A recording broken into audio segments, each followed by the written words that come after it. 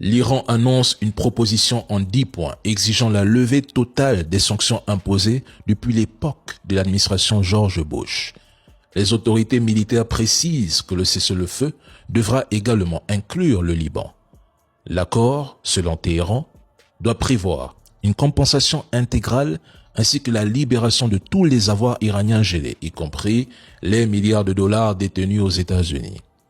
Le passage par le détroit d'Ormuz restera possible, mais uniquement dans le cadre d'une coordination avec les forces armées iraniennes. Et ça, c'est un point présenté comme non négociable.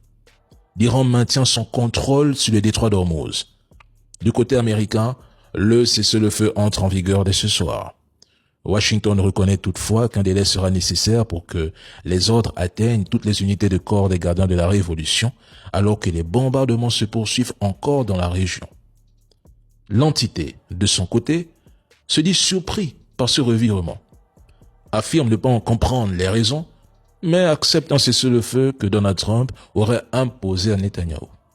Mais pour garantir l'efficacité de cet accord, les États-Unis devront d'abord s'assurer de contenir l'entité susceptible de saboter le cessez-le-feu afin d'éviter une reprise des hostilités.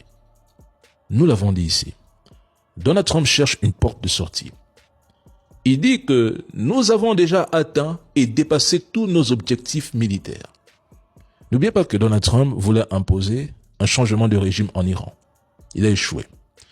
Il voulait façonner la direction du pays à son image. Il a échoué. Il prétendait rouvrir le détroit d'Ormuz. Il a échoué. Il voulait détruire une civilisation, mais a fini par se retrouver à négocier. Il voulait démanteler le programme balistique. Il a échoué. Il a tenté de provoquer une guerre civile. Il a échoué. Il a cherché à fragmenter le pays via des groupes séparatistes. Il a échoué.